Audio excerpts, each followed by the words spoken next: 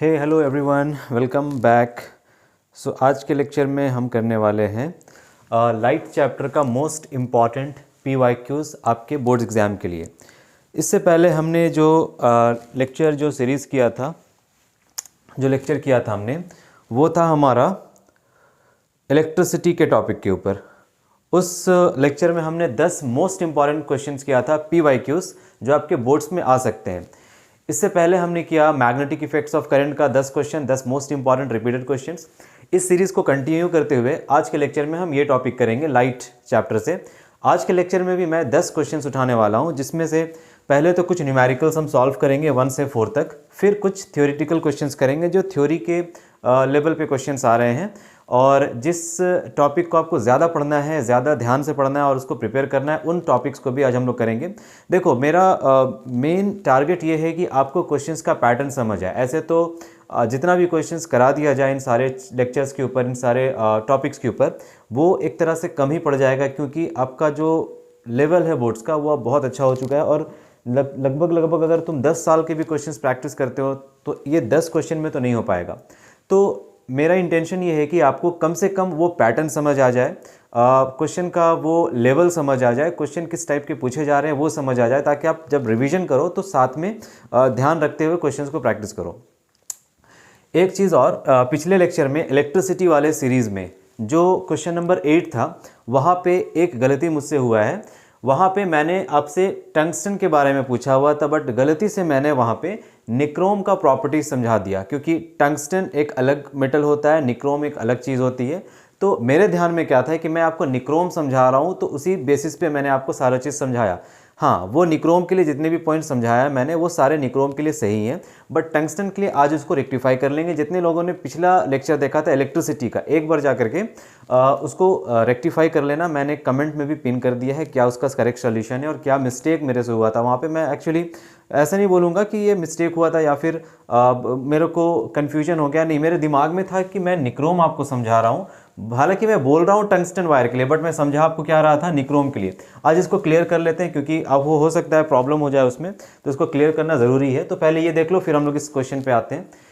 तो इस क्वेश्चन में था कि एक्सप्लेन वाई, जो मैंने उस समय क्वेश्चन नंबर 8 कराया था आपको उस लेक्चर में, उसमें मैंने आपको समझाया explain why tungsten is used as the filament of electric bulb.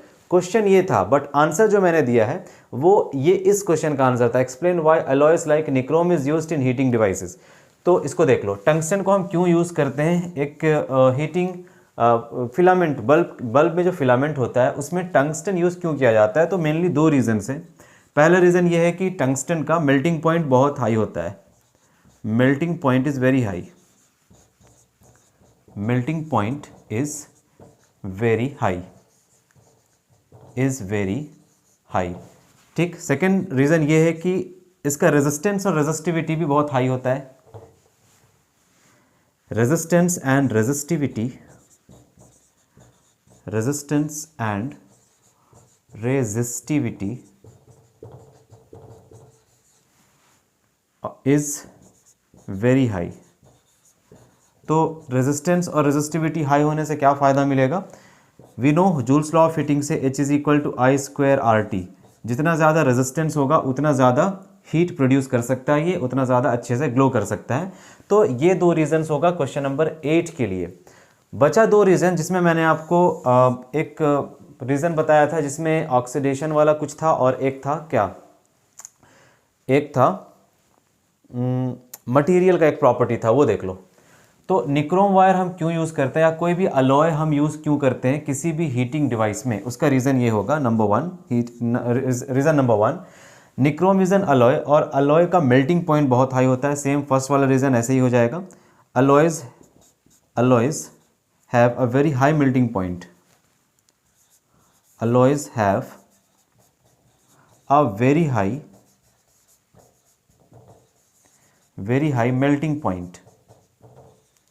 melting point, ये पहला रीज़न है। दूसरा रीज़न भी वही हो जाएगा जो मैंने यहाँ पे लिख रखा है, resistance and resistivity is very high. Again H is equal to I²RT, फॉर्मूले से हम समझ सकते हैं रेजिस्टेंस ज़्यादा होगा तो हीट प्रोड्यूस भी ज़्यादा करेगा। तीसरा पॉइंट क्या है कि अलॉय ऑक्सीडाइज नहीं होता, मतलब alloy do not oxidise they do not oxidise at this high temperature, at this high temperature, at this high temperature. Understood? तो वहाँ पे जो मैंने पॉइंट्स बताया था वो पॉइंट्स आपका निक्रोम वायर के लिए था, जो कि एक अलॉय होता है। टंगस्टन एक अलॉय नहीं होता, टंगस्टन एक मेटल है। वोल्फ्रम कहते हैं इसे, साइंटिफिक नेम है वोल्फ्रम, जिसको आप एलिमेंट W से रिप्रेजेंट करते हो। But nichrome is an alloy of निकल एंड क्रोमियम। आई होप ये क्लियर हो गया आपको, ठीक है।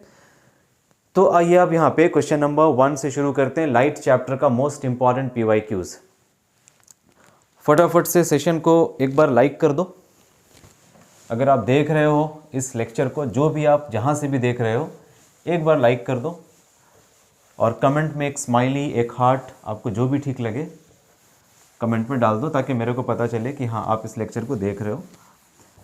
तो क्वेश्चन नंबर 1 से शुरू करेंगे और क्वेश्चन के साथ साथ जो बेसिक्स है इनका, फार्मूला या फिर जो भी थ्योरी है वो भी देखते चलेंगे ताकि आपको समझ आए। The refractive index of benzene is 1.5 and that for alcohol is 1.36 with respect to air. What is the refractive index of benzene with respect to alcohol? तो हमसे कह रहा है कि refractive index को हम N सिंबल से डिनोट करते हैं। refractive index बेंजीन का हमें दिया है, ये हमें कितना दे रखा है 1.5, और हमें refractive index ऑफ alcohol का दे रखा है 1.36। हमसे पूछ दिया क्या, what is the refractive index of benzene with respect to alcohol. Benzene का refractive index with respect to alcohol, पहले इसे लिखना है फिर बाद में उसे लिखना है। So refractive index of benzene with respect to refractive index of alcohol, ऊपर में ये नीचे में डिवाइड कर देंगे। 1.5 डिवाइडेड बाई 1.36, इसे सॉल्व करोगे आंसर आएगा 1.1। So this is the formula और this is the value, answer 1.1, answer होगा 1.1। अब देखो रिफ्रैक्टिव इंडेक्स किसी भी मीडियम का ऑप्टिकल डेंसिटी को मेजर करने के लिए हम यूज़ करते हैं। रिफ्रैक्टिव इंडेक्स एक फिजिकल क्वांटिटी है, जैसे जब आप मास मेजर करते हो तो केजी में मेजर करते हो, जब तुम टाइम मेजर करते हो तो सेकंड्स में मेजर करते हो। इसी तरह से जब तुम किसी भी चीज़ को मेजर करते हो तो उसका यूनिट आप देते हो ना, कुछ यूनिट होता है उसका, कुछ फिजिकल क्वांटिटी होते हैं, जैसे टाइम है, जैसे मास है, ये सब एक फिजिकल क्वांटिटी है। अमाउंट को मेजर करने के लिए मास, टाइम को मेजर करने के लिए टाइम है, इस तरह से। उसी तरह से किसी भी मीडियम का ऑप्टिकल डेंसिटी, किसी भी मीडियम का, ये ऑप्टिकल डेंसिटी मास डेंसिटी से अलग है। किसी भी मीडियम का ऑप्टिकल डेंसिटी मेजर करने के लिए हम जो फिजिकल क्वांटिटी यूज़ करते हैं दैट इज़ रिफ्रैक्टिव इंडेक्स। अब रिफ्रैक्टिव इंडेक्स का दो फार्मूला है जो आपको याद रखना है। पहला फार्मूला रिफ्रैक्टिव इंडेक्स का N सिंबल से डिनोट करेंगे। Refractive index is equal to speed of light in air और vacuum divided by speed of light in that medium, जिस मीडियम का रिफ्रैक्टिव इंडेक्स तुम निकाल रहे हो। ठीक है, मान लो यहाँ पे तुम वाटर का रिफ्रैक्टिव इंडेक्स निकाल रहे हो तो यहाँ पे स्पीड ऑफ वाटर हो जाएगा, या फिर तुम अगर यहाँ पे रिफ्रैक्टिव इंडेक्स निकाल रहे हो डायमंड का तो यहाँ पे डायमंड का स्पीड ऑफ लाइट हो जाएगा। यहाँ पे जो भी मीडियम का रिफ्रैक्टिव इंडेक्स तुम निकालोगे यहाँ पे उसी मीडियम का स्पीड आपको लेना होगा। करेक्ट, ये पहला फॉर्मूला है। दूसरा फॉर्मूला देखो, मान लो तुम्हारे पास दो अलग अलग मीडिया है, refractive index of second medium with respect to first medium. इसको लिखने का तरीका ये है, refractive index of second with respect to first. तो इसको ब्रेक करके आप कैसे लिखोगे, इसको सबसे पहले रिफ्रैक्टिव इंडेक्स के फॉर्म में ब्रेक करेंगे। तो इसको लिख सकते हैं हम रिफ्रैक्टिव इंडेक्स ऑफ सेकंड, जो पहला है उसको पहले लिखेंगे रिफ्रैक्टिव इंडेक्स ऑफ सेकंड, और डिवाइड कर देंगे सेकंड वाले से refractive index of first. 2/1 refractive index of second medium divided by refractive index of first medium, ये हो गया refractive index of second medium with respect to first medium. Clear है। अब रिफ्रैक्टिव इंडेक्स का फॉर्मूला हमें पता है, ये होता है c divided by speed of light in that medium. अब यहाँ पे देखो क्लियरली हमें दिख रहा है कि ये तो constant speed of light, c vacuum में स्पीड ऑफ लाइट होता है, ये तो कांस्टेंट है। दैट मीन्स हम यहाँ से ये कह सकते हैं कि रिफ्रैक्टिव इंडेक्स किसी भी मीडियम का ये इन्वर्सली प्रोपोर्शनल होता है उसके स्पीड ऑफ लाइट, उस मीडियम में जो स्पीड ऑफ लाइट होगा उससे। मतलब ये कि अगर किसी मीडियम में स्पीड ऑफ लाइट बहुत ज़्यादा है तो उसका ऑप्टिकल डेंसिटी कम है, और अगर किसी मीडियम में स्पीड ऑफ लाइट बहुत कम है तो उसका ऑप्टिकल डेंसिटी बहुत ज़्यादा है। जिस मीडियम का ऑप्टिकल डेंसिटी ज़्यादा होता है उसका रिफ्रैक्टिव इंडेक्स ज़्यादा होगा, जिस मीडियम का ऑप्टिकल डेंसिटी कम होता है उस मीडियम का रिफ्रैक्टिव इंडेक्स कम होता है। अब जिस मीडियम का रिफ्रैक्टिव इंडेक्स ज़्यादा उसे हम कहते हैं डेंसर मीडियम, और जिस मीडियम का रिफ्रैक्टिव इंडेक्स कम उसे हम कहेंगे रेयरर मीडियम। ठीक, इसका मतलब ये हुआ कि इस मीडियम का डेंसिटी ज़्यादा और इस मीडियम का डेंसिटी कम। मतलब अगर डेंसिटी ज़्यादा है तो उस मीडियम में लाइट का स्पीड घट जाएगा। देखो ये डेंसर मीडियम है, रिफ्रैक्टिव इंडेक्स ज़्यादा मतलब स्पीड ऑफ लाइट उस मीडियम में कम, लाइट जब उस मीडियम से पास करेगी तो लाइट की स्पीड कम हो जाएगी। और अगर रेयर मीडियम का रिफ्रैक्टिव इंडेक्स आप ले रहे हो या फिर आप रेयर मीडियम ले रहे हो तो लाइट जब उस मीडियम में जाएगी तो उसकी स्पीड बढ़ जाएगी। मतलब कम रिफ्रैक्टिव इंडेक्स ज़्यादा स्पीड ऑफ लाइट और ज़्यादा refractive index come speed of light, उस मीडियम में स्पीड ऑफ लाइट घट जाएगा। तो ये हो गया स्पीड ऑफ लाइट और रिफ्रैक्टिव इंडेक्स के बीच का रिलेशन। अब यहाँ आ जाओ, हमें यहाँ पे चाहिए relation in terms of speed of light and wavelength. तो हम क्या करेंगे यहाँ पे, देखो ऊपर में refractive index of second medium है, तो इस मीडियम के अंदर जो स्पीड होगा लाइट का वो कम हो जाएगा, तो ये डिनोमिनेटर में चला जाएगा, speed of light in second medium. देख रहे हो ये दोनों इन्वर्सली रिलेटेड है, ये ऊपर है तो ये नीचे है, तो ये ऊपर आ गया तो ये नीचे है तो इसमें स्पीड ऑफ लाइट ऊपर, इसमें स्पीड ऑफ लाइट ऊपर। मतलब देखो ये इन्वर्स रिलेटेड हुआ ना, ये इन्वर्स रिलेशन है इसका, speed of light in second medium और ऊपर में रिफ्रैक्टिव इंडेक्स, नीचे में refractive index of first medium, ऊपर में speed of light in the first medium. अब इसी चीज़ को हम वेवलेंथ के फॉर्म में भी कैसे लिखेंगे, वेवलेंथ के फॉर्म में हम लिखेंगे λ1 डिवाइडेड बाय λ2। इन केस तुमसे एग्जाम में लैम्डा या वेवलेंथ के टर्म्स में क्वेश्चन आ जाए तो ये कंप्लीट फार्मूला आपको इसी तरह से याद होना चाहिए। दो फार्मूला है, एक है रिफ्रैक्टिव इंडेक्स ऑफ मीडियम का normal formula c divided by speed of light in that medium, जिस मीडियम का तुम रिफ्रैक्टिव इंडेक्स निकाल रहे हो। दूसरा फार्मूला हो गया ये वाला, refractive index of second by refractive index of first medium equals to speed of light in the first medium divided by speed of light in the second medium is equal to wavelength λ1 divided by λ2। एक और formula याद रखना, speed of light का ये formula कहाँ से आया, λ1 λ2, तो v होता है f इंटू λ1, ठीक है, v होता है f into lambda. Speed of light is frequency multiplied by the wavelength, again speed of light is frequency multiplied by the wavelength. तो अगर हम फर्स्ट मीडियम में स्पीड निकाल रहे हैं तो फर्स्ट मीडियम में स्पीड निकालने का मतलब क्या हो गया, उस मीडियम में फ्रीक्वेंसी कितना, उस मीडियम में वेवलेंथ कितना। अब जब लाइट एक मीडियम से दूसरी मीडियम तक ट्रेवल करती है तो उसमें फ्रीक्वेंसी चेंज नहीं होता, क्या चेंज होता है, वेवलेंथ चेंज होता है। लाइट का वेवलेंथ चेंज कर जाएगा बट फ्रीक्वेंसी सेम रहेगा, तो फ्रीक्वेंसी दोनों मीडियम में सेम रहेगा, फ्रीक्वेंसी से फ्रीक्वेंसी हम कट कर देंगे, बचेगा λ1 डिवाइडेड बाय λ2। एक और पॉइंट देखो यहाँ पे मिल गया, when light travels from one transparent medium to another transparent medium its frequency remains same. Frequency light का चेंज नहीं होगा, तुम किसी भी अलग अलग मीडियम में लाइट को पास करा दो, बट उसका वेवलेंथ चेंज होने लगता है। वेवलेंथ चेंज होता है बिकॉज स्पीड चेंज हो जाता है। डेंस मीडियम में स्पीड कम हो जाता है जिसके कारण लैम्डा भी कम हो जाता है, और रेयर मीडियम में स्पीड बढ़ जाता है जिसके कारण लैम्डा भी बढ़ जाता है। Hope this is clear. तो ये था क्वेश्चन नंबर 1 का कुछ थ्योरी और इसका आंसर 1.1, ठीक है।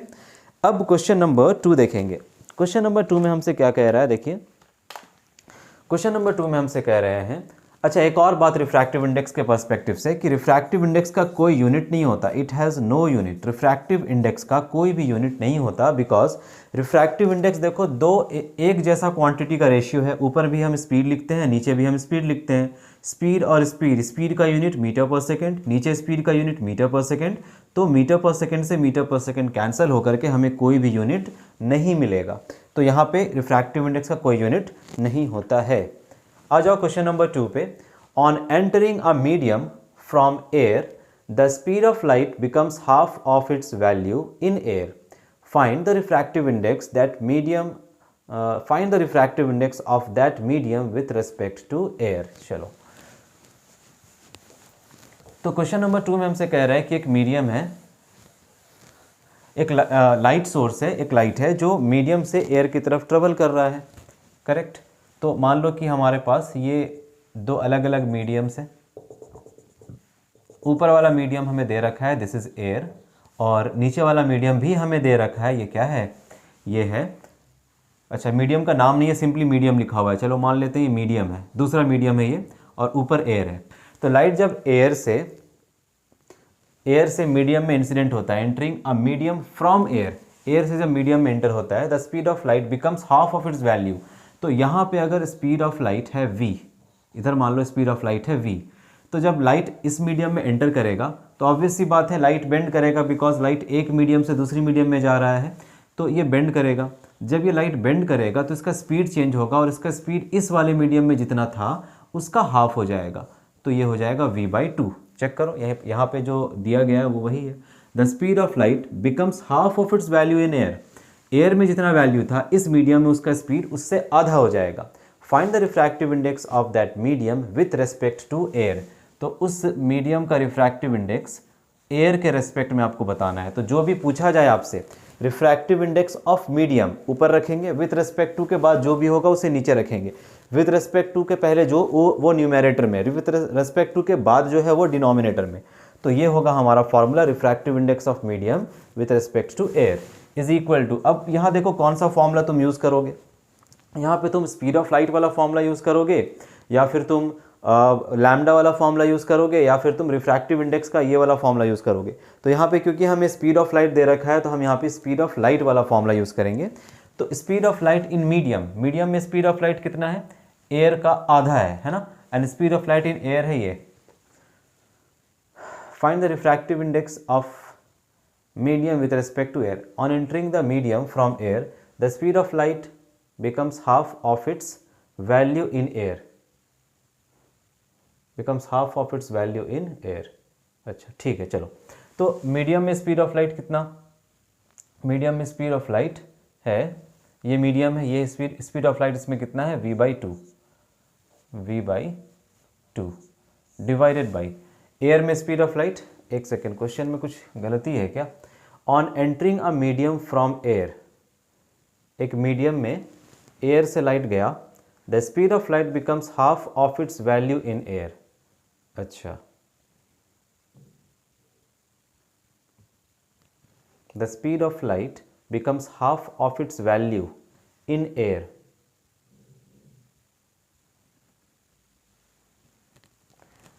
तो एयर में अगर हम स्पीड ऑफ लाइट c ले लेते हैं तो मीडियम में हो जाएगा। Find the refractive index of that medium with respect to air. Question देख लेते हैं, एक सेकेंड।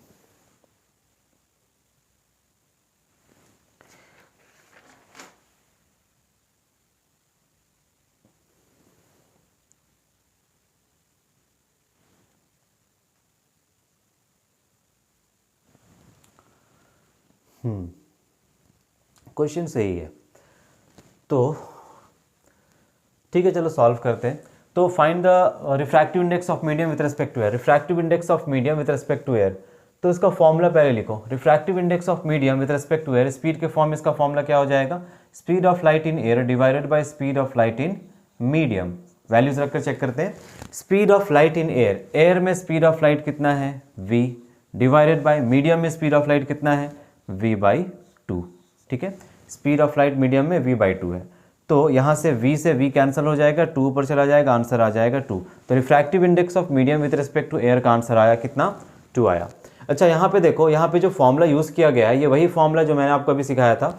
जिस मीडियम का रिफ्रैक्टिव इंडेक्स ऊपर लिख रहे हो उसके कारण जो स्पीड आएगा, स्पीड ऑफ लाइट आएगा उस मीडियम में, वो उसका रेसिप्रोकल हो जाएगा, मतलब वो डिनोमिनेटर में आ जाएगा।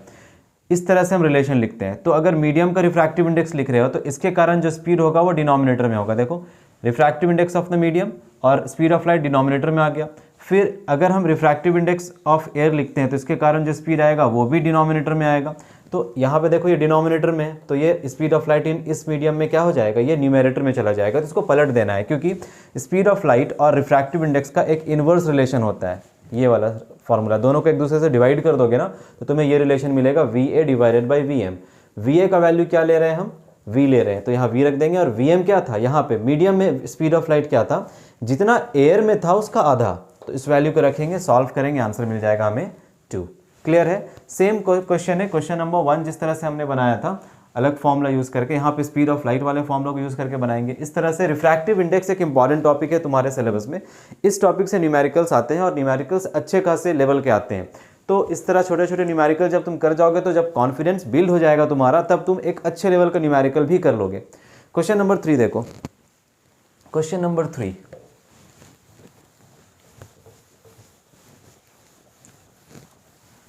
देखो। क्वेश्चन नंबर 3 में क्या कह रहे हैं, क्वेश्चन नंबर 3 में कह रहे हैं कि एक ऑब्जेक्ट है जो कहाँ प्लेस किया गया है, it is placed 20 centimetre in front of a concave mirror. तो सबसे पहले तो तुम मिरर लिख लो, कौन सा मिरर है, the mirror is concave, the mirror is concave, है ना। ये हमारे पास एक कॉन्केव मिरर है ऑब्जेक्ट हम कहाँ पे रख रहे हैं, 20 centimetre in front of the mirror. कोई सा भी मिरर हो या कोई भी लेंस हो, जब भी ऑब्जेक्ट डिस्टेंस दिया जाए तो ऑब्जेक्ट डिस्टेंस को हमेशा नेगेटिव में लेना है। ऑब्जेक्ट डिस्टेंस हमेशा नेगेटिव होता है, साइन कन्वेंशन है ये मिरर फार्मूला और लेंस फार्मूला को लेकर के। तो कॉन्केव मिरर हमारे पास था, ऑब्जेक्ट को 20 सेंटीमीटर पे रखा गया, मतलब ये है -20 सेंटीमीटर्स। हमेशा याद रखना इस टाइप के न्यूमेरिकल्स में जहाँ पे मिरर फार्मूला लगाना हो या फिर लेंस फार्मूला लगाना हो, मैग्निफिकेशन का फार्मूला, न्यूमेरिकल्स में खास करके साइन कन्वेंशंस बहुत इंपॉर्टेंट है। अगर आपका साइन कन्वेंशंस क्लियर नहीं है तो फटाफट मैं नीचे डिस्क्रिप्शन में लिंक दे रहा हूँ, साइन कन्वेंशन वाला टॉपिक एक बार देख लो, उसके बाद न्यूमेरिकल्स कुछ वहाँ से प्रैक्टिस कर लो। क्योंकि पूरे जब मैंने ये चैप्टर पढ़ाया था आपको तो एक एक करके मैं आपको साइन कन्वेंशन सिखाया है, मैंने आपको रे डायग्राम सिखाया है। और इस चैप्टर में इस टॉपिक के अंदर जब न्यूमेरिकल सॉल्व करते हैं तो न्यूमेरिकल के साथ आपको एक आइडिया होना चाहिए रे डायग्राम का, कहाँ पे इमेज का फॉर्मेशन हो रहा है, ऑब्जेक्ट कहाँ पे रखने पे क्या इमेज बन रहा है, वर्चुअल बन रहा है, इरेक्ट बन रहा है, तब इस तरह के क्वेश्चंस आप कर सकते हो सही तरीके से। अदरवाइज फिर ये सारा चीज़ हमेशा गलत होगा। तो इसीलिए एक बार देख लो जाकर के, उसको रिवाइज कर लेना। तो ऑब्जेक्ट हमें कहाँ देकर रखा है, हमें 20 सेंटीमीटर पे ऑब्जेक्ट दे रखा है। इसका फोकल लेंथ दे रखा है 25 centimetre, focal length 25 centimetre. Concave mirror हो या कॉन्केव लेंस हो, हमेशा नेगेटिव वैल्यू लेंगे। तो फोकल लेंथ 25 है, इसे लिख लेंगे -25 सेंटीमीटर। चाहे वो कॉन्केव मिरर हो चाहे वो कॉन्केव लेंस हो, हमेशा फोकल लेंथ नेगेटिव लेना। कॉन्वेक्स के लिए हमेशा पॉजिटिव लेना, चाहे वो मिरर हो चाहे वो लेंस हो। What is the magnification of the object, हमें पूछा कि मैग्निफिकेशन बताइए क्या होगा। ठीक है, चलो निकाल लेते हैं value. From mirror formula we know 1/f is equal to 1/v plus 1/u, या वैल्यूज रख देंगे। 1 divided by -25 is equal to 1 divided by v, minus है ना ये, तो प्लस के प्लेस पे यहाँ माइनस लगा दो, 1 डिवाइडेड बाई 20। इसे सॉल्व करेंगे, 1 divided by v is equal to 1/25, 1 divided by v is equal to -1/25 plus 1/20। तो यहाँ से वैल्यू देखो क्या आएगा, 1/v is equal to 1/v is equal to denominator में आ जाएगा LCM 100 -4 plus 5। That means 1/v का वैल्यू आया 1 डिवाइडेड बाई 100, सो v का वैल्यू आ गया 100 सेंटीमीटर्स। 100 सेंटीमीटर्स इमेज का फॉर्मेशन होगा 100 सेंटीमीटर्स पे। हमसे पूछा था मैग्निफिकेशन, तो मैग्निफिकेशन का फॉर्मूला यूज़ कर लेंगे। Magnification is -v/u। ठीक है, तो यहाँ पे देखिएगा मैग्निफिकेशन क्या है, -v/u, और v का वैल्यू हमने निकाला है -100 डिवाइडेड बाई u का वैल्यू कितना, -20। 0 से 0 कैंसिल, 2 से नेगेटिव से नेगेटिव कैंसिल, 2 5 10, मैग्निफिकेशन आया 5। ठीक है, यहाँ पे प्लस है, देखो सारा साइन कट गया, तो ये +5 आया मैग्निफिकेशन। तो मैग्निफिकेशन ऑफ आया 5। What is the magnification of the object, question इतना ही था, तो इतना ही हम यहाँ पे लिख कर रहने देंगे, लैंग्वेज लिख देंगे। The magnification produced in this case is +5। अब इसमें कुछ इंपॉर्टेंट चीज़ें, सबसे पहला चीज़, कई बार ऐसा होता है ना आपके साथ कि आप लेंस फार्मूला और मिरर फार्मूला में कंफ्यूज हो जाते हो, प्लस है या माइनस है ना, लेंस फार्मूला में माइनस लगेगा या मिरर फार्मूला में माइनस लगेगा। तो इसको समझ लो, एक चीज़ याद रखना, लेंस, जब भी तुम लेंस फार्मूला यूज़ करोगे, ठीक है, 1/v माइनस 1/u लगाना, मतलब माइनस लगाना। जब भी तुम मिरर फार्मूला यूज़ करोगे तो यहाँ पे लगाना प्लस, मिरर फार्मूला में प्लस, लेंस फार्मूला में माइनस।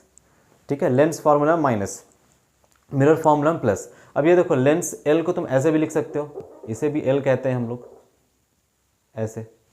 तो ये लगभग सीधा स्ट्रेट लाइन है ना, ये स्ट्रेट लाइन है, ये भी स्ट्रेट लाइन है। तो एक याद करने के लिए तुम इस तरह से रिलेट कर सकते हो, तो ये एल स्ट्रेट लाइन से बन रहा है, तो नेगेटिव में भी तो स्ट्रेट लाइन होता है, तो लेंस में 1/v और बीच में होता है -1/u।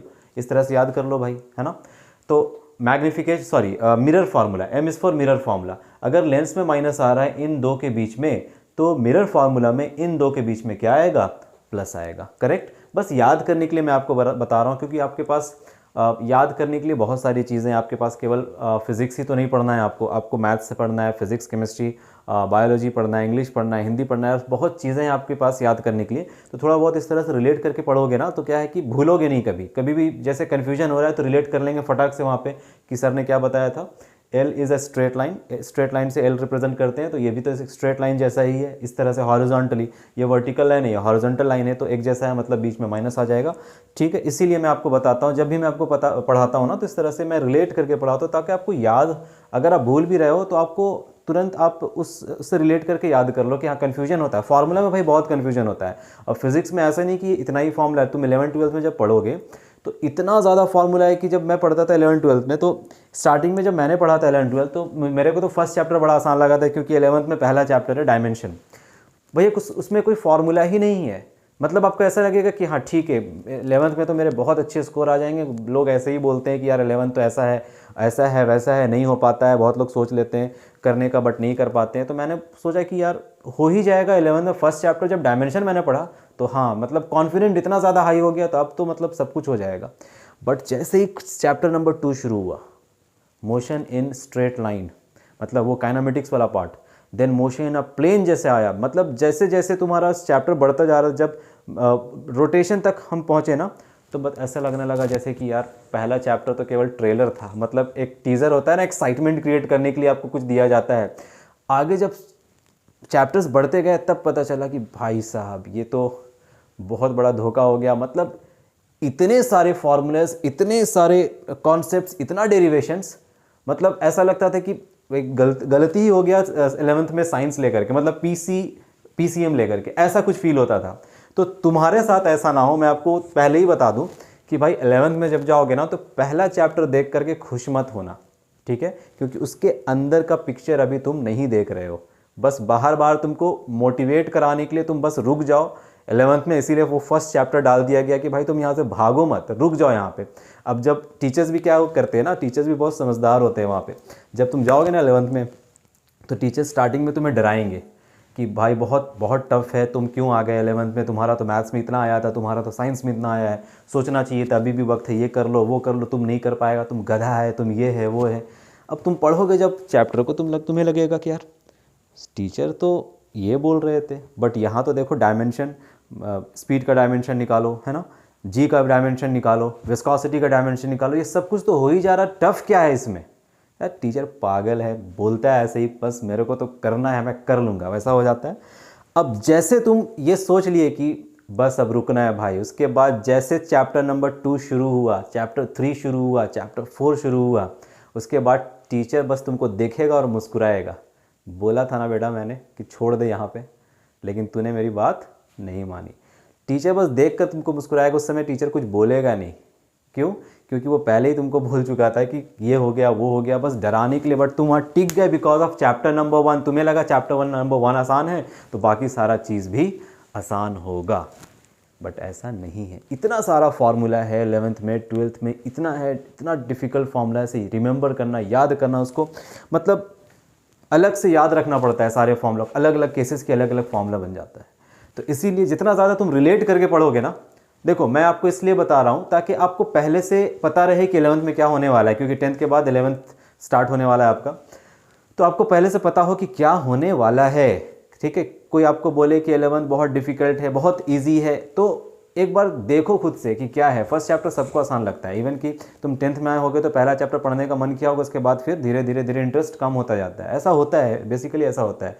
तो 11th में भी ऐसा होता है। इसीलिए मैं बोलता हूँ कि जब भी तुम फिजिक्स का कोई भी फॉर्मूला पढ़ो ना, तो उसको रिलेट करके पढ़ो, थोड़ा बहुत कुछ अपने तरीके से, कुछ टीचर्स के बताए हुए तरीकों को फॉलो करो, सारा फॉर्मूला याद हो जाएगा। ठीक है, बस इसीलिए मैं आपको बताता हूँ। अब आ जाओ वापस यहाँ पे। तो एक तो ये हो गया कि मिरर में अब बीच में आप लगाएंगे प्लस और लेंस में लगाएंगे माइनस। ठीक, एक और चीज़, जो फोकल लेंथ हम यहाँ पे लिख रहे हैं, कॉन्केव के लिए हमेशा नेगेटिव लेंगे और कॉन्वेक्स के लिए हमेशा पॉजिटिव, चाहे वो मिरर हो या फिर वो लेंस हो। दूसरी चीज़ ये हो गई। अब आगे आ जाओ यहाँ पे, एक और चीज़, जो मैग्नीफिकेशन का फॉर्मूला है, मैग्नीफिकेशन का 2 फार्मूला होता है, HI/HO, एक ये फार्मूला हो गया, और दूसरा फार्मूला होता है -V/U। अब यहाँ पर भी मैग्नीफिकेशन में 2 बात है, मिरर में यहाँ माइनस लगेगा और लेंस में यहाँ प्लस लगेगा। अब ये क्या बात हुई सर, ये तो पलट गया यहाँ पे। तो टेंशन मत लो, देखो याद करने का तरीका क्या है, केवल ये याद रखो, मिरर फॉर्मूला में यहाँ पे प्लस, लेंस में यहाँ पे माइनस। जो भी साइन यहाँ पे लगेगा, मिरर के लिए जैसे यहाँ पे प्लस है तो इसमें माइनस लगेगा, लेंस में यहाँ माइनस है तो इसमें प्लस लगेगा। लेंस वाले में यहाँ पे माइनस नहीं होता, ये फॉर्मूला होता है V/U लेंस वाला, लेकिन यहाँ मिरर है तो माइनस, मतलब अपोजिट होगा। अगर मिरर में तुम यहाँ प्लस लगा रहे हो तो यहाँ माइनस यूज़ करना, और लेंस में यहाँ माइनस है, देखो ये तो याद रहेगा ना तुम्हें, तो लेंस यहाँ माइनस लगेगा तो मैग्नीफिकेशन में प्लस लगेगा V/U। मैग्नीफिकेशन का कोई यूनिट नहीं होता, ये यूनिटलेस क्वांटिटी होता है, क्योंकि देखो ऊपर नीचे सेम तरह का क्वांटिटी, ऊपर नीचे सेम है, यहाँ हाइट यहाँ भी हाइट, यहाँ डिस्टेंस यहाँ भी डिस्टेंस, तो मीटर मीटर सेंटीमीटर सेंटीमीटर ये सब कैंसिल हो जाता है, इसीलिए कोई यूनिट होता नहीं है सच। अब एक और चीज़, अगर मैग्नीफिकेशन तुम्हारा पॉजिटिव आया, मतलब समझ लो इमेज जो बना है वर्चुअल और इरेक्ट बना है, वर्चुअल एंड इरेक्ट इमेज बनता है, और मैग्नीफिकेशन नेगेटिव आ गया, इसका मतलब है रियल बना है और इन्वर्टेड इमेज बना है। करेक्ट। इस वाले केस में, जो केस हम यहाँ पे पढ़ रहे हैं, इसका थोड़ा एक रे डायग्राम देख लो, क्योंकि अब हम लोग पढ़ ही रहे हैं तो डिटेल में डिस्कशन कर लेते हैं एक ही क्वेश्चन में, ताकि बाकी सारा क्वेश्चन भी आपको समझ आने लगे। इस वाले केस में जो ऑब्जेक्ट का फोकल लेंथ है वो है 25 और ऑब्जेक्ट रखा गया है 20 पे। ज़रा समझना इसको। कॉनकेव मिरर मैं बना रहा हूँ यहाँ पे, ये कॉनकेव मिरर है। इस कॉनकेव मिरर का फोकल लेंथ, मान लो ये है फोकल लेंथ इसका, ये फोकल लेंथ कितना है, ये है तुम्हारा कॉनकेव मिरर, ये फोकल लेंथ कितना दे रखा है 25 सेंटीमीटर्स, यही है, यस 25 सेंटीमीटर्स। और ऑब्जेक्ट को हम रख रहे हैं 20 पे, तो ये हो गया ऑप्टिकल सेंटर, यहाँ से यहाँ तक का हो गया ये 25, तो 20 कहीं यहाँ पे आएगा, ये होगा 20 सेंटीमीटर्स, ठीक है, इसके अंदर में ही। तो ये पोजीशन हो गया फोकस एंड ऑप्टिकल सेंटर का। जब भी ऑब्जेक्ट को तुम फोकस और ऑप्टिकल सेंटर के बीच में रखोगे तो हमेशा, ये एक स्पेशल केस है कॉनकेव मिरर का, इमेज हमेशा पीछे बनेगा, यहाँ पे वर्चुअल बनता है, इरेक्ट बनता है और मैग्नीफाइड इमेज बनता है। देखो मैग्नीफिकेशन 5 आया, मतलब जितना ऑब्जेक्ट होगा उससे 5 गुना बड़ा इमेज बनेगा यहाँ पे। अगर ऑब्जेक्ट यहाँ 10 सेंटीमीटर का है तो यहाँ पे ये 50 सेंटीमीटर हाइट बनेगा। अगर ऑब्जेक्ट यहाँ 5 सेंटीमीटर है तो ऑब्जेक्ट यहाँ 25 बनेगा, 5 गुना मल्टीप्लाई होकर बनेगा। तो ये एक बहुत स्पेशल केस है। इससे एक सवाल बहुत आता है इस केस से कि ऑब्जेक्ट कॉनकेव का यही एक केस है जहाँ पे इमेज तुम्हारा सीधा सीधा बनेगा। इसके अलावा जितना भी केस है सब में इमेज ऐसे नीचे बनता है और मिरर के सामने बनता है। यही एक इकलौता केस ऐसा है जहाँ पे इमेज मिरर के पीछे इधर बन रहा है, ठीक है। ये 6th केस है कॉनकेव मिरर का, रे डायग्राम का। याद रखना, कॉनकेव मिरर में क्या हम वर्चुअल और इरेक्ट इमेज बना सकते हैं? हाँ बिल्कुल बना सकते हैं। कब बना सकते हैं? जब हम ऑब्जेक्ट को ऑप्टिकल सेंटर और फोकस के बीच यहाँ पे रखेंगे तो इमेज मिरर के पीछे बनेगा। और कैसा इमेज बनेगा? मैग्नीफिकेशन पॉजिटिव है, वर्चुअल और इरेक्ट इमेज बनेगा और मैग्नीफाइड इमेज बनता है। इस सिचुएशन को छोड़ करके तुम ऑब्जेक्ट कहीं पर भी रखो, हमेशा इमेज रियल और इन्वर्टेड बनेगा और हमेशा मैग्नीफिकेशन नेगेटिव ही आना है। क्लियर है? और कोई बात तो नहीं बची इसमें? आई थिंक मैंने सब कुछ क्लियर कर दिया इस एक क्वेश्चन के अंदर। चलो ठीक है, क्वेश्चन नंबर 4 पे आ जाओ। क्वेश्चन नंबर 3 भी हमारा हो गया खत्म। अब क्वेश्चन नंबर 4 पे आ जाना। क्वेश्चन नंबर 4 क्या है?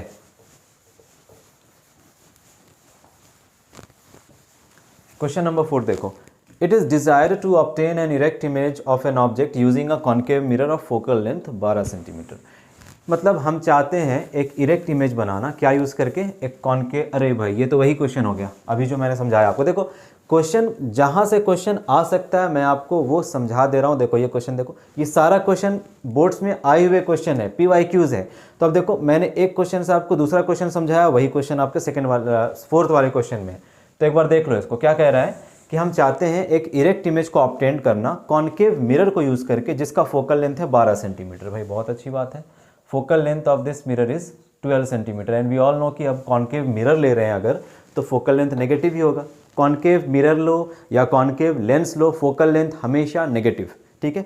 फोकल लेंथ नेगेटिव है इस कॉनकेव मिरर का। कैसा मिरर है ये है कॉनकेव मिरर। और इस मिरर से हम इरेक्ट इमेज बनाना चाह रहे हैं भाई, ठीक है। हमें पता है कैसे बनेगा, सारा केस हमें पता है। क्वेश्चन देख लो आकर के, what should be the range of the object distance in this case. Object का रेंज क्या होगा? रेंज का मतलब है ऑब्जेक्ट को कहां से कहां तक रखने पर एक इरेक्ट इमेज का फॉर्मेशन होता है। इसको रे डायग्राम से समझ लेंगे। ये है हमारा फोकस और ये हमारा फोकल लेंथ जिसका वैल्यू है 12 सेंटीमीटर। ये हमारा ऑप्टिकल सेंटर। तो हमें कैसा इमेज चाहिए? हमें चाहिए एक इरेक्ट इमेज। कैसा इमेज चाहिए? Erect image. कॉनकेव मिरर में केवल और केवल एक ही सिचुएशन ऐसा है जहां पे आपको इरेक्ट इमेज मिलेगा, बाकी सारे सिचुएशंस में आपको हमेशा इन्वर्टेड इमेज मिलेगा। और वो सिचुएशन कौन सा है? वो सिचुएशन है जब ऑब्जेक्ट को हम पोल, इसे पोल कहते हैं, so sorry this is pole not optical centre, इसे हम कहते हैं पोल। जब ऑब्जेक्ट को हम पोल और फोकस के बीच में रखते हैं, लेंस में ये ऑप्टिकल सेंटर कहलाता है, मिरर के केस में ये पोल होता है। तो जब हम ऑब्जेक्ट को कहाँ रखेंगे, पोल और फोकस के बीच में। हमसे क्या पूछा था, रेंज बताइए। रेंज दो तरीके से आप बता सकते हो। पहले तो आप डिस्टेंस के फॉर्म में बता सकते हो, सारा डिस्टेंसेस को हम पोल से मेजर करते हैं, मतलब ऑब्जेक्ट 0 से 12 सेंटीमीटर के बीच में, यहाँ पे कहीं भी हो सकता है। ऑब्जेक्ट को इनके बीच में कहीं भी रखो, ये इमेज इधर बनाएगा, ये इधर इमेज बनाएगा, मतलब इसका रेंज होगा फ्रॉम 0 सेंटीमीटर टू 12 सेंटीमीटर। इसके बीच में आप कहीं पर भी रखिए ऑब्जेक्ट को, हमेशा कैसा इमेज बनाएगा, इरेक्ट इमेज बनाएगा। या फिर आप इसे लिख सकते हो, object should be placed between pole and focus, तब कैसा इमेज बनेगा, इरेक्ट इमेज बनेगा। ठीक है। Will the image be smaller और larger than the object, draw a ray diagram. क्या इमेज स्मॉलर होगा या लार्जर होगा देन द ऑब्जेक्ट। देखो रे डायग्राम सामने बना हुआ है, image will be larger than the object because ये इमेज फोकस और पोल के बीच में है, जिसके कारण एक मैग्नीफाइड इमेज बनता है, वर्चुअल इमेज बनता है और इरेक्ट इमेज भी बनता है। ठीक, तो ये हो गया क्वेश्चन नंबर 2 का। रे डायग्राम बनाने को बोला गया था, हम यहाँ पे रे डायग्राम इस तरह से बना देंगे। अच्छा, रे डायग्राम प्रॉपर वे में बनाना है, चलो प्रॉपर वे में बना लेते हैं। तो ये हो गया हमारे पास ऑब्जेक्ट ए बी, यहाँ से एक रे निकालेंगे parallel to the principal axis, और ये रिफ्लेक्शन के बाद फोकस से पास करेगा, ये कर गया पास फोकस से। दूसरा रे हम निकालेंगे टॉप से और यहाँ पोल पे इंसिडेंट करेंगे, और अगेन हम इसको रिफ्लेक्ट कराएंगे तो ये कुछ ऐसा गुजरेगा। देखो अब दोनों रेस, देखो डाइवर्जिंग रेस है, इधर तो रे मिलेगा नहीं क्योंकि डाइवर्ज हो गया। अगर इसे मिलाना है तो इसको पीछे प्रोड्यूस करना पड़ेगा ऊपर जा करके। इसको जब हम प्रोड्यूस करते हैं तो ये कहीं जाकर यहाँ पे मिलता है, तो यहाँ पे हमें मिलेगा एक मैग्नीफाइड वर्चुअल इरेक्ट इमेज। देखो इस इमेज का नाम है A dash B dash, image is A dash B dash. ये हो गया हमारा कंप्लीट रे डायग्राम, क्वेश्चन नंबर 2 का आंसर। क्वेश्चन नंबर 3 देखिए, where will the image of this object be if it is placed at 24 centimetre in front of the mirror. अब हम इसी ऑब्जेक्ट को उठा करके 24 सेंटीमीटर पे रखते हैं, मिरर चेंज नहीं किया गया, मिरर सेम है। जब तक मिरर सेम है तब तक उसका फोकल लेंथ सेम होगा, मिरर बदल दोगे तभी फोकल लेंथ बदलेगा। अभी मिरर सेम है, इसका फोकल लेंथ वही रहेगा जो पहले था। पहले फोकल लेंथ 12 सेंटीमीटर पे था, अभी भी इसका फोकल लेंथ वहीं पे होगा 12 सेंटीमीटर पे। तो ये इसका फोकल लेंथ हो गया, और ये हो गया इसका सेंटर ऑफ कर्वेचर, और ये हो गया इसका पोल। पोल से फोकल लेंथ जितना दूरी पे होगा सेम दूरी होता है फोकस और सेंटर ऑफ कर्वेचर का। तो पोल से फोकस का दूरी कितना है, ये है 12 सेंटीमीटर। तो फोकस से सेंटर का दूरी भी कितना होगा, 12। टोटल यहाँ से देख लो 12 + 12 कितना, ये होगा 24 सेंटीमीटर। इसका मतलब ये है कि जो ऑब्जेक्ट हम रख रहे हैं वो हम रख रहे हैं 24 सेंटीमीटर पे, मतलब सेंटर ऑफ कर्वेचर पे। ऑब्जेक्ट को यहाँ पे रखा गया, ये भी बहुत इंपॉर्टेंट केस है, ये भी बहुत इंपॉर्टेंट केस है। सेंटर ऑफ कर्वेचर पे जब ऑब्जेक्ट को रखोगे तुम इन front of a concave mirror, तो क्या होगा। अब यहाँ पे देखिए, यहाँ पे जैसे ही तुम ऑब्जेक्ट को सेंटर ऑफ कर्वेचर पे रखोगे ना, what will be the image of this, where will be the image of this be. ठीक है, इमेज कहाँ पे बनेगा, इमेज जस्ट इसके नीचे बनता है, और जिस साइज का ऑब्जेक्ट होता है उसी साइज का इमेज भी बनता है। तो ऑब्जेक्ट ऊपर, इमेज नीचे। अब रे डायग्राम से इसको मिला दो, एक पैरेलल रे फोकस से गुजरता हुआ यहाँ तक आएगा, एक दूसरा रे पोल पे इंसिडेंट हुआ, दूसरा रे हुआ पोल पे इंसिडेंट ऐसा, और टकराने के बाद इधर ही से गुजरेगा। बहुत ध्यान से इसको ऐसा बनाएंगे। तो इस वाले केस के लिए ऑब्जेक्ट और इमेज एक ही बार बना लेना साथ में, उसके बाद रेज वगैरह को कंबाइन करना या इंटरसेक्ट कराना, ताकि आपको तुरंत रिजल्ट मिले। अदरवाइज आप मिटाते रहोगे, आंसर एक बार में आता नहीं है ये केस में। तो इमेज कहाँ पे बना है, इमेज भी 24 सेंटीमीटर पे बनेगा, क्योंकि ऑब्जेक्ट को रखा गया है सेंटर ऑफ कर्वेचर पे। ये इसका रे डायग्राम हो गया। अब इससे रिलेटेड कुछ पॉइंट्स। पहला पॉइंट, इसके केस में मैग्नीफिकेशन -1 आता है, इस वाले के केस में मैग्नीफिकेशन -1 आता है। माइनस का मतलब हुआ कि जो इमेज बना है वो इन्वर्टेड बना है, और 1 का मतलब हुआ जितना ऑब्जेक्ट है उतना ही इमेज है। ऑब्जेक्ट का हाइट जो भी होगा सेम हाइट इमेज का होगा, इसीलिए इस केस में मैग्नीफिकेशन हमेशा -1 आता है।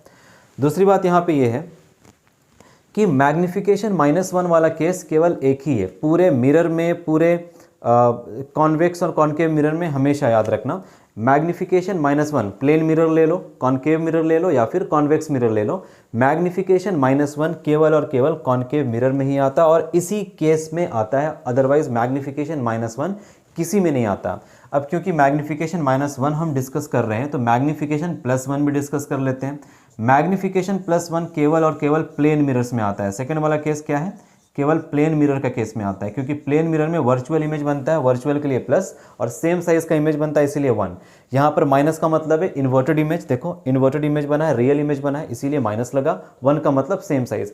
दोनों में सिमिलैरिटी क्या है, सिमिलैरिटी ये है दोनों में कि ऊपर वाले केस में भी, इस वाले केस में इमेज और ऑब्जेक्ट दोनों सेम साइज का है, इस वाले केस में भी प्लेन मिरर में भी इमेज और ऑब्जेक्ट सेम साइज का ही होता है। डिफरेंस क्या है, इमेज यहाँ पे उल्टा बनता है, यहाँ पे इमेज सीधा ऊपर बनता है, बस ये डिफरेंस है।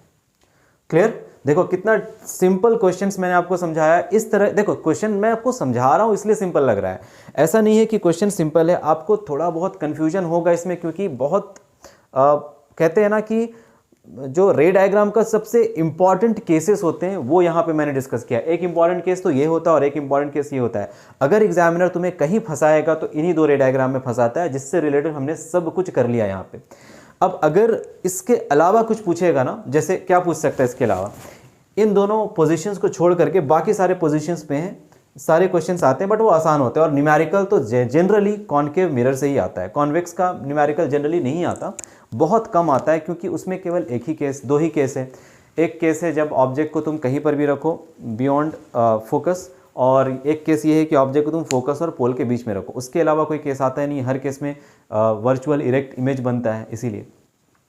तो ये 4 क्वेश्चंस थे। अब मेरे को बताओ 4 क्वेश्चंस करके आपको कैसा लगा, थोड़ा बहुत कॉन्फिडेंट बिल्ड हुआ? अगर है ऐसा तो लाइक करो और कमेंट में स्माइली हार्ट जो भी आपको ठीक लगे भेज दो। तो देखो क्वेश्चन नंबर 4 तक तो हमने कॉनकेव मिरर का 2 इंपॉर्टेंट केस किया है। वहाँ पे ऑब्जेक्ट को पोल और फोकस के बीच में हम रख रहे थे और सेंटर ऑफ कर्वेचर पे रख रहे थे। एक क्वेश्चन नंबर 5 कर लेते हैं, जिसमें ऑब्जेक्ट को दोनों पोजीशंस के अलावा भी किसी पोजीशन पे रखा हुआ है। ठीक है, इस क्वेश्चन को एक बार ट्राई करो और आंसर्स कमेंट में बताना। ठीक है, इस क्वेश्चन को लास्ट में डिस्कस करेंगे, मतलब ये सारे क्वेश्चंस को करने के बाद ये क्वेश्चन करेंगे, क्योंकि न्यूमेरिकल हो गया। अब थ्योरी की तरफ आते हैं, क्योंकि आपके पेपर में केवल न्यूमेरिकल्स तो नहीं रहेगा, कुछ थ्योरी का पार्ट भी रहेगा। तो थ्योरी का पार्ट में भी आपको पता होना चाहिए कि थ्योरी में किस तरह के क्वेश्चंस आते हैं और किस किस टॉपिक से ज़्यादा क्वेश्चंस आते हैं, तो इसका आइडिया होना भी ज़रूरी है। अब अच्छा, आप लोग क्या करते हो ना, आप लोग केवल न्यूमेरिकल का डिमांड करते हो। ठीक है, न्यूमेरिकल ठीक है, आप करना चाहते हो, आप अच्छा करना चाहते हो, मैं समझता हूँ, बट मेरा इस सीरीज़ को कंटिन्यू करने का केवल एक पर्पस है कि आपको न्यूमेरिकल के साथ साथ थ्योरी भी पता होना चाहिए, कि एक आइडिया लगना चाहिए कि जिस तरह से न्यूमेरिकल्स में समझ आ रहा है ना कि हाँ इस टॉपिक से क्वेश्चंस आ सकते हैं, इस टॉपिक से क्वेश्चंस आ सकते हैं, तो उसी तरह से आपका थ्योरी भी पता होना चाहिए आपको कि थ्योरी में इस टॉपिक से क्वेश्चंस आ रहे हैं, तो थ्योरी आपका छूटना नहीं चाहिए। न्यूमेरिकल्स के चक्कर में केवल रहोगे तो भी नुकसान है, केवल थ्योरी के चक्कर में रहोगे तो भी नुकसान है। आपको सब कुछ कवर करते हुए चलना है। तो ये सीरीज़ कम्प्लीटली बोर्ड्स पर्सपेक्टिव से बन रहा है, और अगर आपको फाउंडेशन लेवल का कुछ भी चाहिए तो मैं बोर्ड्स के ये सीरीज़ कंप्लीट करने के बाद, ये आखिरी सीरीज़ है। ह्यूमन आई का मैं कोई भी PYQs नहीं डालने वाला हूँ, क्योंकि ह्यूमन आई के चैप्टर में ही मैंने सारा PYQs करा रखा है। तो इसके बाद हम वो करेंगे न्यूमेरिकल्स, जो डिफ़िकल्ट कोई लेवल्स वाले न्यूमेरिकल्स होते हैं वो भी हम करेंगे। फिर सैम्पल पेपर भी मेरे को डिस्कस करना है, वो भी मैं करूँगा। तो पहले ये देख लो, उसके बाद फिर बाकी। आप लोग केवल डिमांड करते हो, आप लोग पूरा लेक्चर्स देखते नहीं हो। ये थोड़ा सा मेरे लिए मुझे बुरा लगता है कि जब मैं लेक्चर पूरा कंप्लीट बना रहा हूँ तो कम से कम एक बार लेक्चर देख लो पूरा, उसके बाद लेक्चर में अगर कुछ कहीं पे कमी है तो वो मेरे को बताओ। ये कंप्लीट होने के बाद मैं कुछ शुरू कर सकता हूँ। ऐसा नहीं होगा कि एक ये चीज़ चल रहा है, इसी के साथ साथ फिर दूसरा चीज़ चले। एक ही साथ 2 नाव में पैर रखना बहुत ही डेंजरस हो सकता है आपके लिए भी, और ये चीज़ मेरे लिए भी थोड़ा डिफिकल्ट होगा, क्योंकि आपको पता है जैसे कि मेरे को ये जो टाइम मिलता है, इसी टाइम में मैं आपके लिए कुछ बनाता हूँ, कुछ कोशिश करता हूँ कि आपके लिए मैं कुछ लेकर आऊँ। तो एक एक करके सारी चीज़ें होंगी, सारा चीज़ एक साथ नहीं हो सकता, क्योंकि मेरे पास बाकी यूट्यूबर्स के जैसे टीम नहीं है। मैं खुद अकेला ही हूँ, जो मैं आपको यहाँ पे करा रहा हूँ मैं खुद ही करता हूँ। सब कुछ सेट करना, पढ़ाना, ये सब चीज़ मैं अकेले खुद से करता हूँ। रिकॉर्ड करना, अपलोड करना, एडिट करना, सारा चीज़ मेरा है। अगर टीम होती तो आपको दिन भर में बहुत सारे लेक्चर्स मिलते, कंप्लीट लेक्चर्स मिलते। ठीक है, फ्यूचर में अगर ऐसा हुआ तो जब मेरे पास टीम होगी तो आपको जो भी चाहिए आप मेरे को बताना, मैं सब कुछ आपको दूंगा जो भी आपको चाहिए होगा। बट फिलहाल के लिए इतना जो चल रहा है उसको चलने दो उस लेवल से। हाँ ठीक है, आपको चाहिए मेरे को टाइम दो, मैं बनाकर आपको ज़रूर दूंगा। मैं ये नहीं कर रहा हूँ कि आपको नहीं दूंगा, मैं दूंगा, बट मेरे को टाइम चाहिए उसके लिए। ठीक है, चलो आ जाओ क्वेश्चन नंबर 6 पे। What is the focal length of a plane mirror? एक प्लेन मिरर का फोकल लेंथ कितना होता है? देखो प्लेन मिरर क्या है, प्लेन मिरर होता है कुछ इस तरह का मिरर, ये होता है प्लेन मिरर, इसका फोकल लेंथ हमसे पूछा है। अब फोकल लेंथ प्लेन मिरर का कैसे निकालेंगे? प्लेन मिरर का फोकल लेंथ होता है इन्फिनिटी। प्लेन मिरर का फोकल लेंथ क्या होता है? इन्फिनिटी। अब ये इन्फिनिटी क्यों होता है? देखो इन्फिनिटी ये इसलिए होता है क्योंकि प्लेन मिरर एक बहुत बड़े सर्कल का पार्ट है। अगर तुम एक बहुत बड़ा सर्कल लोगे, बहुत बड़ा सर्कल, और इस बहुत बड़ा सर्कल का एक छोटा सा पार्ट लोगे, मान लो ये पार्ट लेकर के हम कट कर रहे हैं और इसको मैग्नीफाई कर रहे हैं, तो ये छोटा सा पार्ट जब मैग्नीफाई करोगे तो यही प्लेन की तरह दिखेगा, स्ट्रेट लाइन की तरह दिखेगा। तो ये जो प्लेन मिरर होता है इसी बहुत बड़े सर्कल का पार्ट होता है, और अगर ये सर्कल बहुत बड़ा है तो इसका सेंटर से, मतलब इसका रेडियस भी बहुत बड़ा होगा। एक बहुत बड़े सर्कल का रेडियस भी इन्फानाइट होगा, बहुत बड़ा मतलब इन्फानाइट होगा, इन्फानाइट रेडियस होगा, ठीक है। क्या लिख रहे हैं? इनफाइनाइट, इन्फानाइट होगा।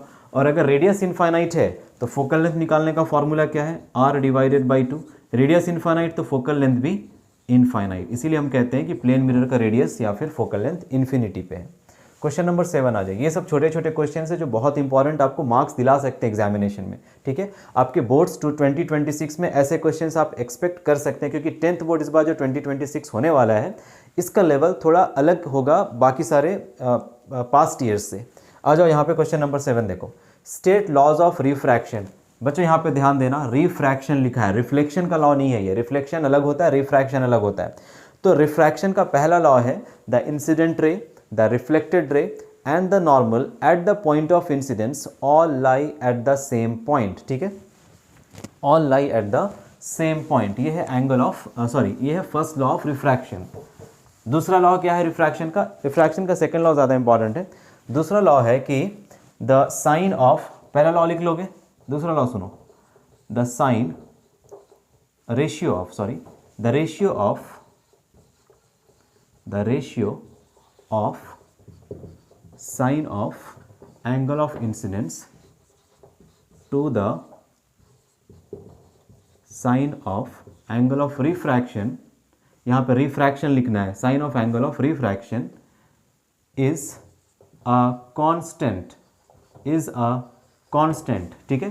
बहुत लोग केवल इतना ही लिखते हैं और इतना ही बताते हैं, ये बिल्कुल गलत है। सेकेंड वाला लॉ इसको कंप्लीट करना है आपको। Is a constant for a given color of light, for a given color of light and for a given pair of media, and for a given pair of media। इसका मतलब समझिए, क्या क्या fix रखना है आपको?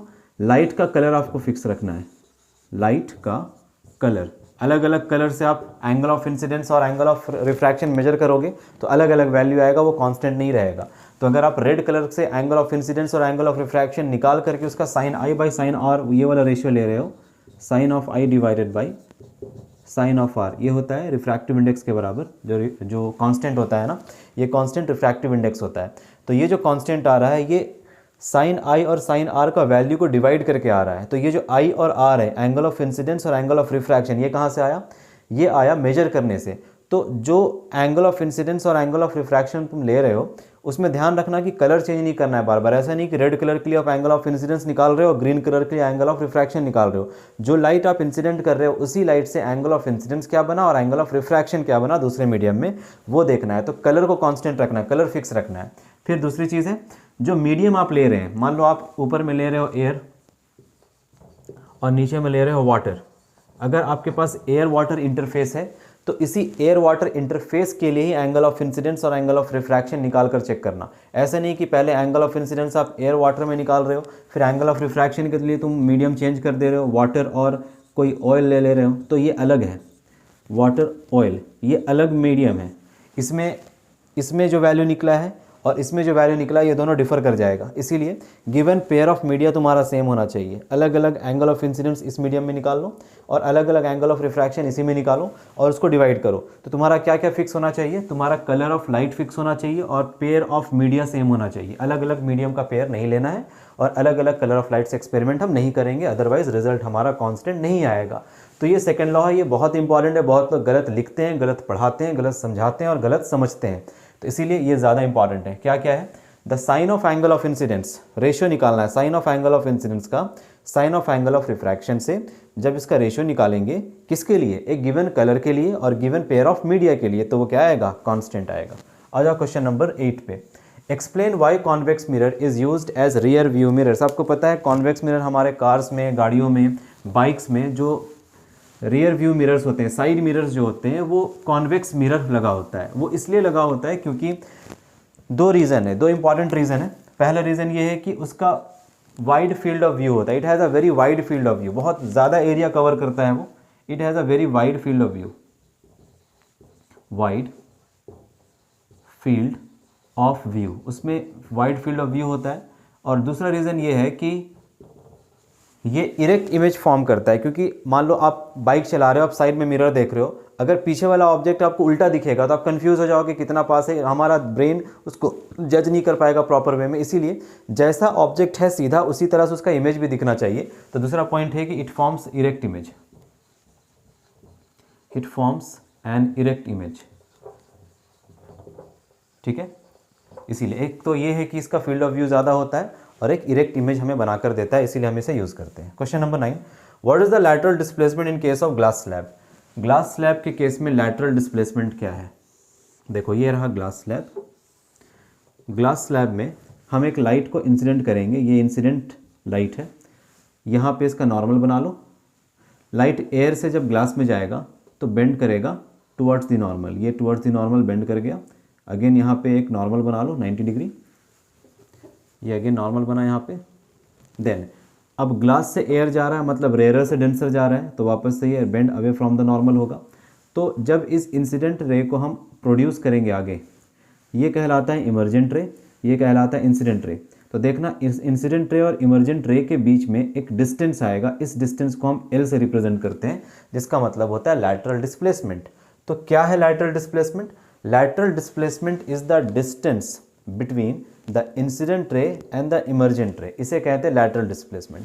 अगर आपसे पूछे यहाँ पे लैटरल, यहाँ पे एंगल ऑफ डेविएशन कितना है, मतलब डेविएशन एंगल अगर आपसे पूछे, जैसे प्रिज्म वगैरह हम पूछते हैं ना, डेविएशन एंगल कितना है, तो इस केस में डेविएशन एंगल 0 होता है।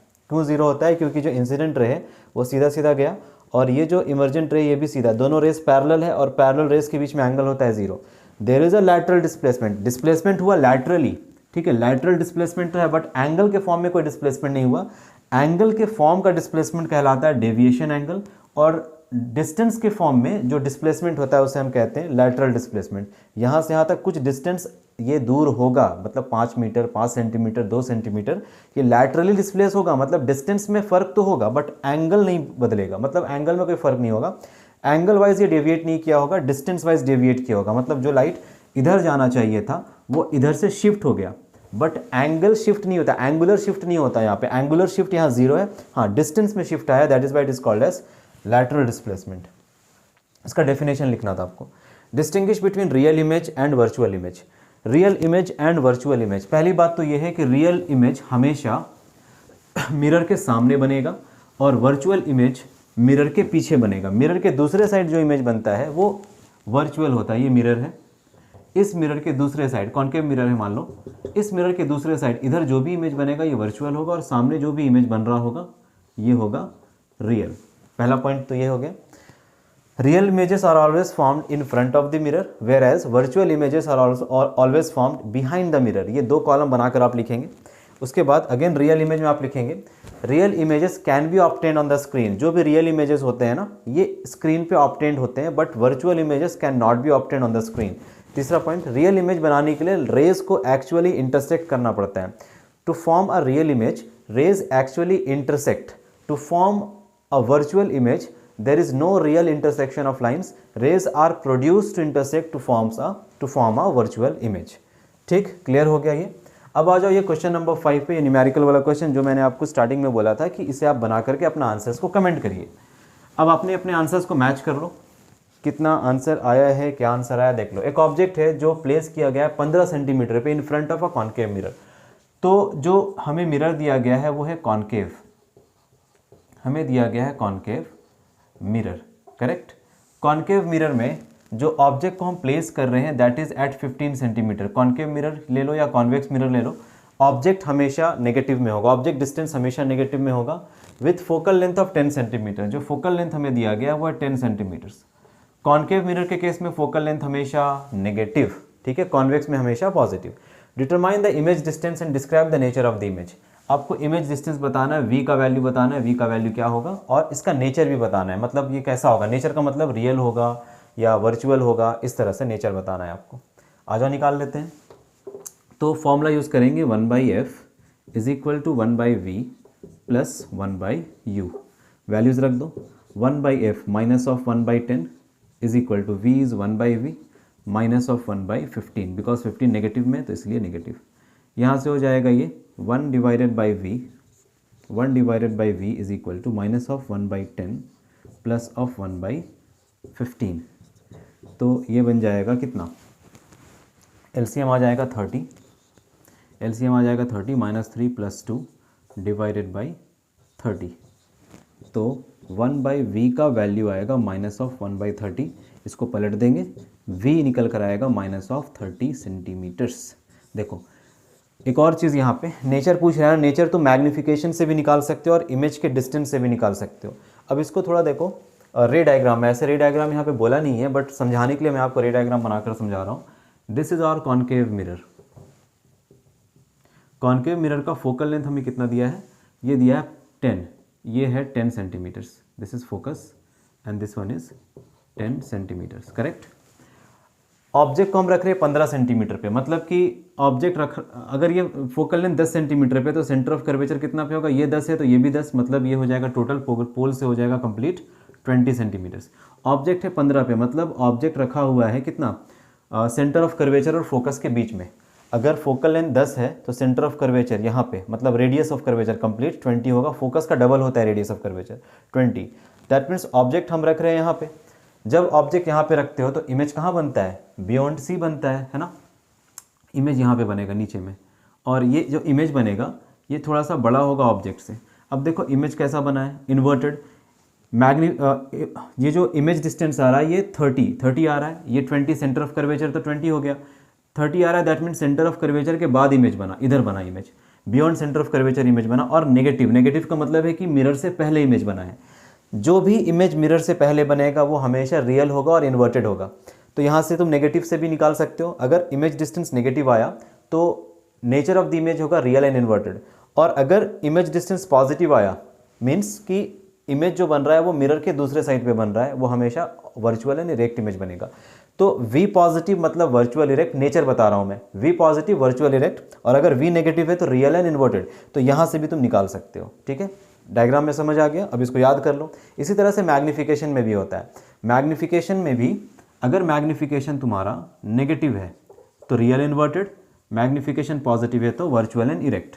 इसी तरह से इमेज डिस्टेंस नेगेटिव है तो रियल इन्वर्टेड, और अगर पॉजिटिव है तो वर्चुअल एंड इरेक्ट। ये कॉन्केव का केस मैं आपको बता रहा हूँ, कॉन्वेक्स में भी ऐसा ही फॉलो होता है, कुछ अलग नहीं है, ठीक है। ये क्योंकि कॉन्केव का पूछा था इसलिए मैं आपको कॉन्केव का समझा रहा हूँ। कॉन्वेक्स में भी सेम रूल आप फॉलो करेंगे तो भी आपका बन जाएगा। तो इमेज कहाँ पे बनना चाहिए, determine the image distance. The image is formed at a distance of 30 centimetre in front of the mirror. जब आप लैंग्वेज लिखोगे तो नेगेटिव साइन मत लिखना। The image is formed at a distance of -30 मत लिखना, क्योंकि माइनस नेगेटिव साइन या पॉजिटिव साइन बताता है कि इमेज का पोजीशन कहाँ पे है, मिरर से पहले या मिरर के बाद में। तो आप लैंग्वेज में ही उस चीज़ को लिख लो, that image is formed at a distance of 30 centimetre in front of the mirror. In front of the mirror का मतलब ही है नेगेटिव, तो -30 मत लिखना लैंग्वेज में। दूसरी चीज़, what is the nature, because image distance is negative that means the nature of the image is real and inverted. I hope ये 10 मोस्ट इंपॉर्टेंट PYQ क्वेश्चंस आपको समझ आया होगा, और अगर समझ नहीं आया तो let me know comment section में। कोशिश करेंगे कि और भी सीरीज़ लाएं। एग्जाम से पहले जितना हो पाएगा उतना सीरीज़ आपको करा दूंगा, ताकि आपको इतना ज़्यादा कॉन्फिडेंट बिल्ड हो जाए कि आप फिजिक्स में एटलीस्ट कंप्लीट फुल मार्क्स लेकर आएंगे, ठीक है। अब इसके बाद हम क्या करने वाले हैं वो मैं आपके ऊपर छोड़ता हूँ। आप बताओ मेरे को इसके ऊपर क्या, इसके बाद और क्या करना चाहिए, क्योंकि ह्यूमन आई का क्वेश्चंस ऑलरेडी डिस्कस मैं करा चुका हूँ, वो आपको प्लेलिस्ट मिल जाएगा, प्लेलिस्ट के नीचे देख लेना। टॉपिक के साथ साथ में क्वेश्चंस मैंने करा रखा है, या फिर अलग से भी प्लेलिस्ट मिल जाएगा। जहाँ तक हो पाएगा मैं आपको सारा चीज़ डिस्क्रिप्शन में लिंक डालकर दे दूँगा, आप वहाँ से पढ़ लेना। इसका थ्योरी, इसका जो न्यूमेरिकल है, इसका ट्रिक्स है, वो सब भी मैं आपको दे दूँगा, वहाँ से भी आप कर सकते हो। नेक्स्ट लेक्चर फिजिक्स का कौन सा टॉपिक होना चाहिए बोर्ड्स के लिए 2026 के लिए, आप मेरे को बताओ क्या होना चाहिए। मैं कोशिश करूंगा जल्द से जल्द वो वीडियो आपको प्रोवाइड कर दूं। अगर आप चैनल पे नए हैं या चैनल को पहली बार देख रहे हैं तो सब्सक्राइब करें, लाइक करें, कमेंट करें एंड शेयर करें। Thank you so much and have a nice day.